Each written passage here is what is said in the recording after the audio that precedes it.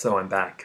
So YouTube only gives me about 10 minutes, and I don't want to go over that. So the other comment I wanted to talk about was made by, I think it was Mary, and talking in response to Peter and the globalization issue of English, and talking about these lawyers who were, should they be localizing their English for that context, or should they be writing towards more of a native speaker norm? I think that's a fabulous question, and I think that's something that's the field itself is talking about. When we get to talking about lingua franca English and world Englishes, that that question is something that they consider and talk about. Largely, it's been in the domain of spoken English. Written English is still this largely very conservative, prescriptive realm where people are very afraid to sort of dismantle and kind of challenge traditional ways in which English grammar is constructed, to allow in alternative voices, alternative Englishes or dialects into that space. But what you're seeing, and maybe what I would respond to that, is there's certainly room for a hybridized form that's both localized and reaches out to sort of this native speaker norm, if you will. And that I think you're probably going to see a lot more of. And oftentimes it'll be the native speakers of English who are adjusting to not only non-native forms, but also this hybridized form that's emerging. I mean, if you think about that's how dialects often emerge, is they're not this nor that. It's this new version that comes about. Also, you may even think about Generation 1.5, as it's called, so-called Generation 1.5, and you can look at the work of Linda Harklaw or Marc Roberge, who just did it's a couple years old now, but an edited work on Generation 1.5 in the college composition classroom. And Generation 1.5, if you're not already familiar with that term, refers to students whose they're sort of they're not seen as being native speakers of English, nor are they being seen as non-native speakers of English. And I apologize for using this dichotomous language between native and non-native, because it itself is a bit problematic. What it really is a native speaker of English. It's become a lot more fuzzy these days. So, but to keep it simple, these students could have been born in an Anglophone country, but in communities where they are not speaking a lot of English or not reading a lot in English unless they're going into school. It could be students who come to an Anglophone country maybe when they're 7 or 8 years old, and so they're sort of, their language is, if you were speaking to a Generation 1.5 user, spoken English would sound very native-like, if you will, but if you looked at the writing, it would be a bit different. The writing would often sound like spoken English.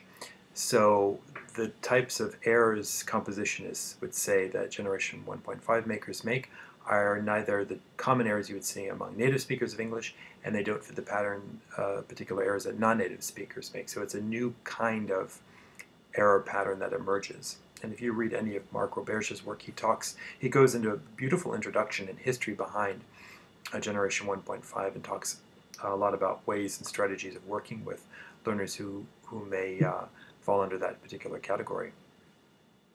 So thank you, Mary, for bringing up that.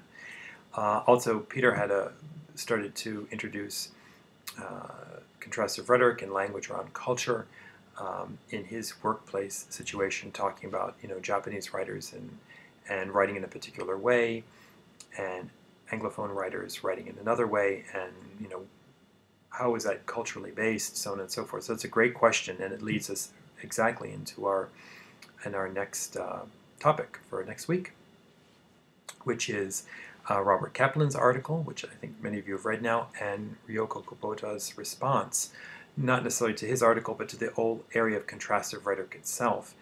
And if you follow any of Ryoko Kubota's articles, she positions herself as a critical scholar in applied linguistics, so she looks at issues of power, race, and gender as it emerges in English language instruction and English language use. And so I'm very curious to hear your responses to what she thinks about Kaplan's article. So Robert Kaplan is retired now. He's busy for a very, very long time, but he's retired now. And his whole article really began contrastive rhetoric, and the issue that was seen as largely problematic with some of his ideas, or the way he first saw it, because he was the first person really to conceptualize all this, is that these were thought patterns of particular groups of people. That if you were Canadian and you wrote in a particular way, then that's a particular indicative way a Canadian writes, for example. Or if you're Japanese, then you're clearly always going to write this way, so on and so forth.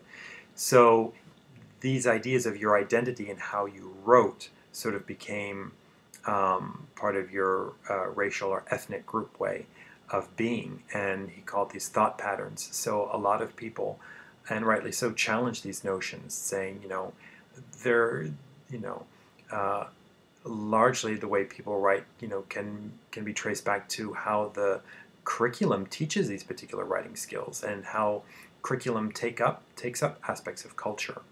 And of course, Kaplan didn't think about, for example, socioeconomic class, access to resources, things like this that often influence the way people write, and also looking at how much students have access to literacy at home, and what happens in the home environment with reading and writing, and how that gets mapped on to what happens in school.